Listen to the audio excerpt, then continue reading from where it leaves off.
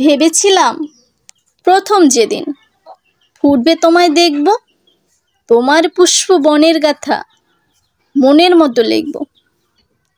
তখন কালো কাজল মেঘতো ব্যস্ত ছিল ছুটতে, ভেবেছিলাম আরও কদিন যাবে তোমার ফুটতে।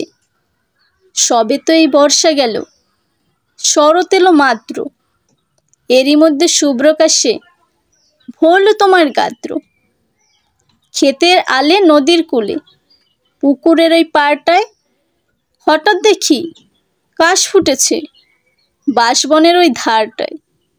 আকাশ থেকে মুখ নামিয়ে মাটির দিকে নুয়ে দেখি ভোরের বাতাসে কাশ দুলছে মাটি ছুঁয়ে।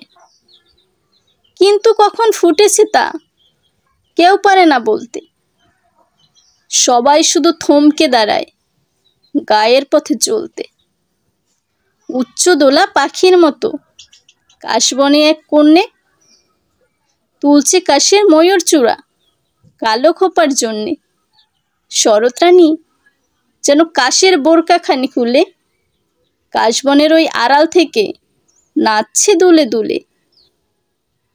প্রথম কবে ফুটেছে কাশ সেই শুধু তা জানে, তাই তো সেটা সবার আগে খোপায় বেঁধে আনে।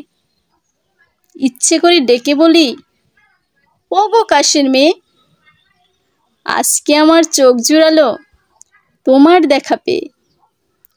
তোমার হাতে বন্দি আমার ভালোবাসার কাশ, তাই তো আমি এই শরতে তোমার কৃতদাস।